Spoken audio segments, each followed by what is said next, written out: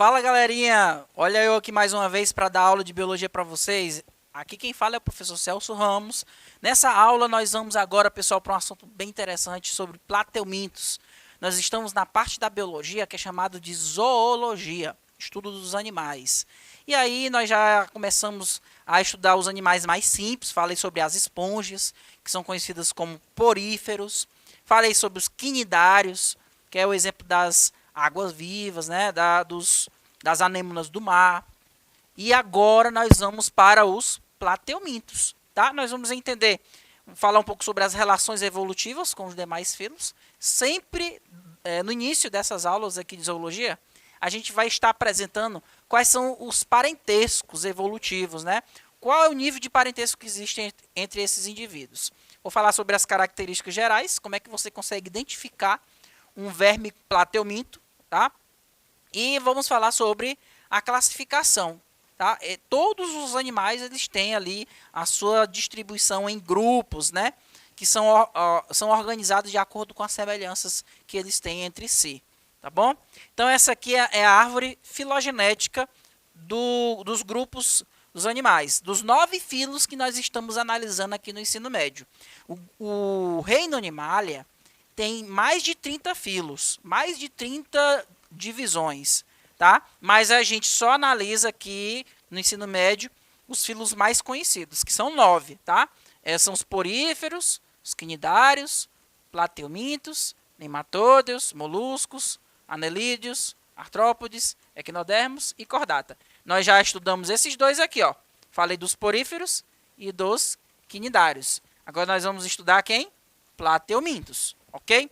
E como você pode observar, os plateumintos eles estão aqui na linha evolutiva, eles podem ser considerados mais evoluídos, né, biologicamente do que os quinidários.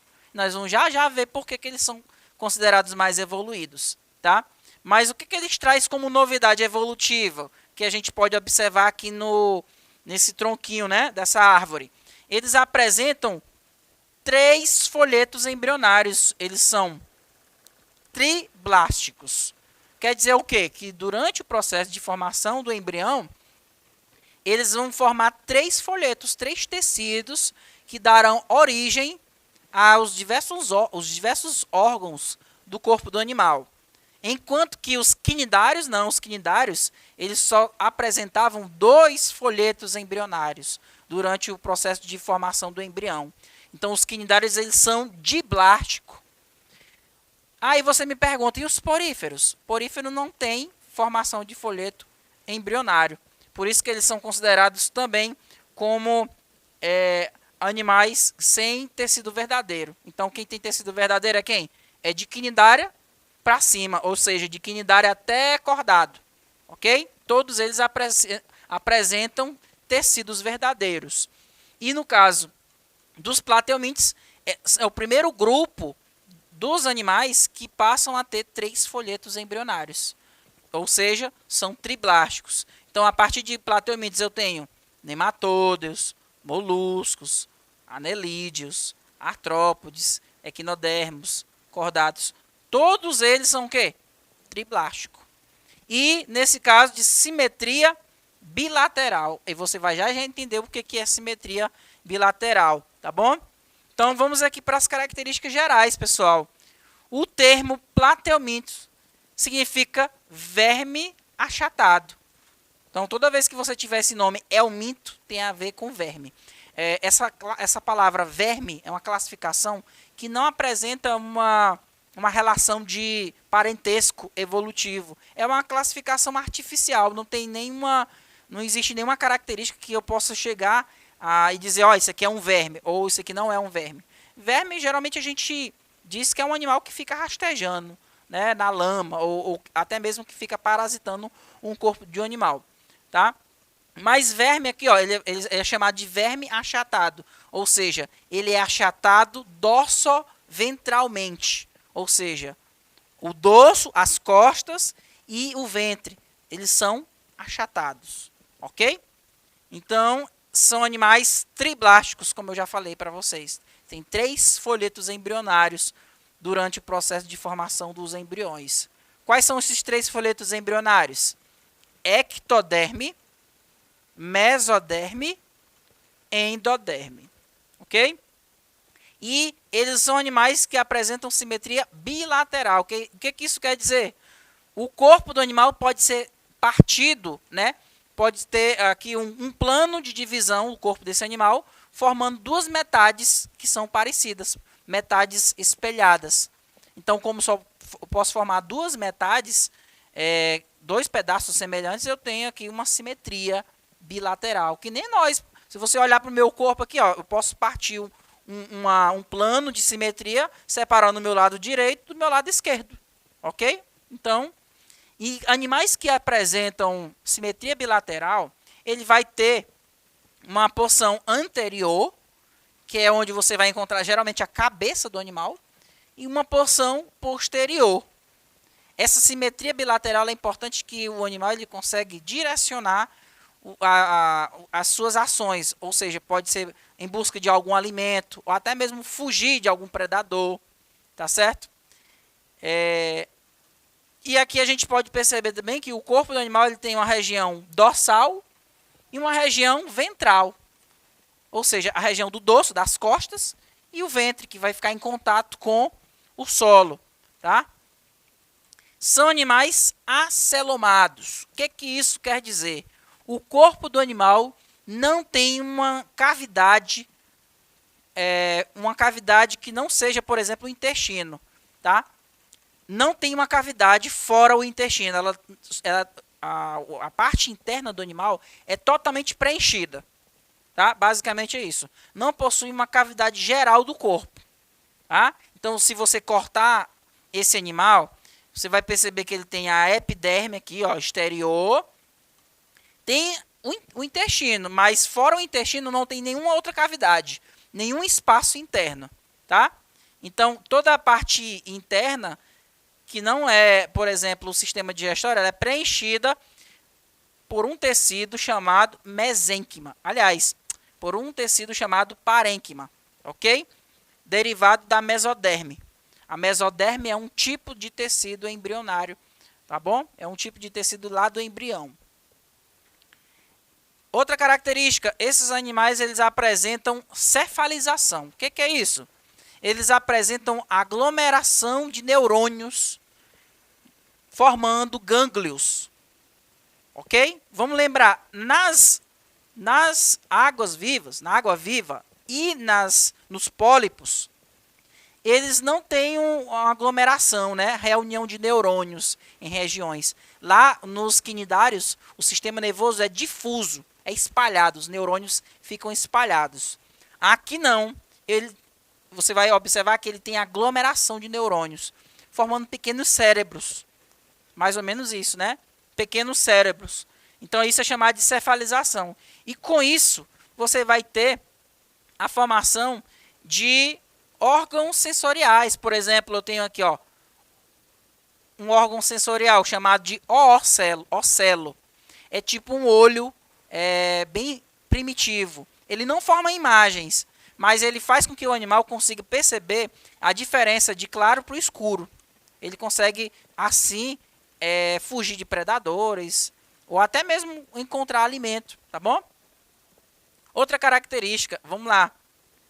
A ausência de sistema circulatório e respiratório. Bem, como ele não tem cavidade interna, então ela não vai ter um sistema circulatório, tá? E nem um sistema respiratório. Aí você me pergunta, como é que esse animal respira? Como é que ele obtém oxigênio? Através da difusão. Os gases respiratórios, eles vão diretamente para o corpo do animal por meio da difusão, tá? Classificação dos plateumintos. Os plateumintos são classificados em 3 classes: turbelários, trematódeos e cestódeos. Quem são os turbelários? São animais de vida livre, em sua maioria. São animais, você não vai encontrar parasitas. Dificilmente você vai encontrar essa classe aqui de plateumintos, você vai encontrar ele como parasita. Ele vive no ambiente, na terra, numa lagoa, ele não parasita ninguém, ele é de vida livre, ok? Agora, essas 2 últimas classes aqui, Os trematódeos e cestôdeos, olha aqui, ó, trematódeos pode ser ectoparasita e endoparasita. Ou seja, eu tenho trematódeos que ficam parasitando por fora do corpo do animal e tem trematódeos que parasitam dentro do corpo do animal, tá? Já os cestôdeos, todos eles são endoparasitas, ou seja, parasitam no interior do corpo de outros animais, tá? Falar aqui sobre os turbelários. Quem são os turbelários? Turbelários, a gente tem como exemplo principal as planárias, tá? Eu tenho vários tipos de planárias que você pode encontrar. A gente pode até confundir as planárias com lesma, mas elas não são lesmas. As lesmas são moluscos, é um outro filo que a gente vai estudar. Planária não, a planária é um plateuminto, tá? Então são vermes achatados e a gente pode até citar o seguinte, que as planárias, existem planárias terrestres, tá? Vivendo em ambientes quentes e úmidos, deslocando-se entre folhas e troncos caídos sobre o solo. Muitas espécies elas foram identificadas no Brasil, a maioria na Mata Atlântica, tá? Então, o corpo de uma planária é basicamente assim, ó. Ela vai ter esses órgãos aqui que a gente chama de ocelo, que é como se fossem os olhos, tá? E a boca fica mais próxima da região posterior do animal. A boca ela vai apresentar uma probóscide, né? Probóscide, ocorrendo uma faringe. Isso aqui, pessoal, ela vai penetrar no resto de animal morto, ou um pedaço de carne, em processo de apodrecimento, e ela vai se alimentar de matéria orgânica em decomposição, tá? Então, esses são os ocelos. Ali nós temos a digestão, vai ser extracelular e intracelular. Ou seja, ela vai produzir enzimas que digerem o alimento fora do corpo dele, e o restante que não foi digerido, ela vai absorver e vai digerir dentro das células desse animal, tá? E outra coisa, antes de eu falar ali da próxima característica, é que ele não tem sistema digestório, tá? Não tem. Ela vai ter, na verdade, sistema digestório incompleto. É isso, tá? Ou seja, a boca e o ânus é a mesma coisa. Ela vai defecar e vai comer pelo mesmo orifício, tá certo? Apesar de grande parte da excreção das planárias ser realizada por difusão através da superfície do corpo, existem estruturas especiais, os protonefrídeos, cuja função é excretora, eliminando do corpo especialmente o excesso de água e de outras substâncias. O metabolismo do corpo dos animais, principalmente o metabolismo de proteínas, costuma produzir moléculas que são prejudiciais à saúde desses indivíduos. Essas moléculas têm como principal elemento químico o nitrogênio. Elas são denominadas de excretas nitrogenadas. Então, as excretas nitrogenadas elas não podem acumular no corpo do animal. Então, para isso, tem que haver o quê? Estruturas que devem limpar o corpo desse animal.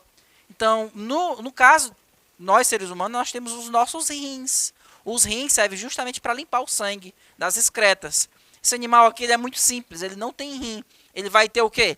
O protonefrídeo, que vai conter, pessoal, ó, no interior dele é um conjunto de vários canais, né, que inclusive vai ter uma região mais dilatada, contendo uma célula chamada de célula flama. Ela vai fazer com que as excretas nitrogenadas sejam filtradas do corpo do animal. E assim vai ser eliminada por um poro excretor. É um poro que fica na lateral do corpo do animal. Tá certo? Como é que ocorre o processo de reprodução das planárias? Né? Elas são hermafroditas, mas raramente apresentam autofecundação. Elas precisam de uma parceira para ocorrer o processo de fecundação. Então, a parte masculina de uma vai fecundar a porção feminina da outra. E depois elas vão formar um casulo, né? Vão produzir um casulo que vai se prender a algum substrato e vai gerar uma larva jovem. Mas ela pode se reproduzir também por reprodução assexuada. Se você cortar o corpo de uma planária, cada pedacinho que foi cortado vai dar origem a uma nova planária. Essa planária aqui ela foi cortada em 3 pedaços, os 3 pedaços originaram um final aqui, ó, três planárias diferentes, tá? Porque elas têm um alto poder de regeneração.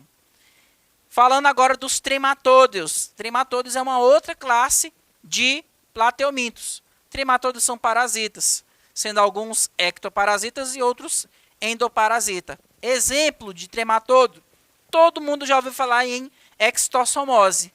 A extossomose, ela é produzida, ela é resultante da ação do esquistossomo, que tem esse nome científico aqui, ó, Esquistossoma mazoni, tá? É um animal que tem um grande dimorfismo sexual. O macho, ele é bem maior do que a fêmea, como vocês podem observar.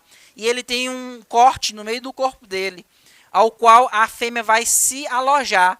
E essa fêmea é bem menor, tá? Então, aqui vocês podem observar o esquistossomo no processo de reprodução. Tá certo, pessoal? O esquistossomo é responsável por uma doença chamada esquistossomose, que causa, entre outros sintomas, a barriga d'água, assim conhecida em função da grande dilatação do abdômen por causa, principalmente, das alterações que ocorrem no fígado do hospedeiro. Ele vai se alojar no fígado e vai estar se alimentando do sangue do hospedeiro lá no fígado, absorvendo alimento, tá? Como é que você adquire a esquistossomose? Sabe aquelas lagoas sujas, né, que a pessoa toma banho? Pois é. Geralmente, nós vamos encontrar nessas lagoas um tipo de caramujo que no interior dele existe um planorbídeo, tá? Esse planorbídeo aqui, aliás, no interior do planorbídeo tem o que a gente chama de cercária. A cercária sai do corpo do caramujo, vai nadar na água e vai penetrar na pele das pessoas que tomam banho nesse local. Ela vai sentir uma coceira e tudo mais. Ela vai penetrar o vaso sanguíneo desse indivíduo, tá? Ao chegar, olha só, ao chegar nos vasos sanguíneos, ela vai se alimentar, vai produzir o que a gente chama de barriga d'água no indivíduo. O indivíduo, no interior do corpo dele, vai acontecer a reprodução sexuada. Então, nós, seres humanos, somos hospedeiros definitivos, porque no corpo do indivíduo, do ser humano, ocorre a reprodução sexuada. E aí, ocorrendo a reprodução sexuada, os ovos desse parasita vai para as fezes, e se ele, por exemplo, tiver defecando no local que não tem saneamento básico, logicamente que a fezes entrando em contato com a água, vai fazer com que essa água tenha contato com o miracídio, que é um parasita. Esse miracídio vai penetrar o corpo de um hospedeiro, que vai se chamar hospedeiro intermediário, onde vai acontecer a reprodução assexuada. Então, no caso, o caramujo, ele vai ser hospedeiro intermediário. E aí o ciclo começa tudo novamente. Tá, pessoal?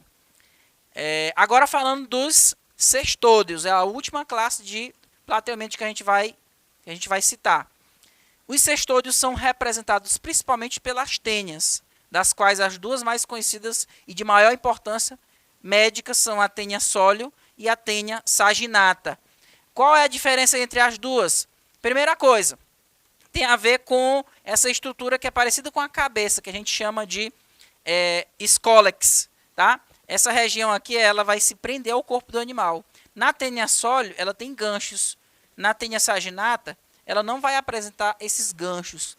É um animal que se alimenta, ela não tem sistema digestivo, então ela se alimenta dos nutrientes que estão presentes no intestino do parasita, tá? Quando elas estão na fase adulta, ela vai produzir o que a gente chama de proglótides, pequenos fragmentos repletos de ovos, que são liberados nas fezes do seu hospedeiro, tá? Então, geralmente elas são chamadas de solitária. Por quê? Porque no corpo do indivíduo você só encontra uma. Ela não deixa que outra solitária se desenvolva no corpo desses indivíduos, tá? Cada pedacinho desse que você está vendo aqui é chamado de proglótide. E no interior dela você vai ter a porção masculina e a porção feminina. Quando ela está completamente fecundada, ela vai liberando cada pedacinho desse que vai cair nas fezes. E qual a diferença da tênia sólio para a tênia saginata? A tênia sólio você adquire pelo consumo da carne de porco, que contém o parasita, e a tênia saginata você consome pela carne de boi. Nós vamos estudar esses ciclos melhor em questões, tá bom? Eu espero que vocês tenham entendido. A gente vai trabalhar na próxima aula e a continuação, tá bom? Até mais. Tchau, tchau.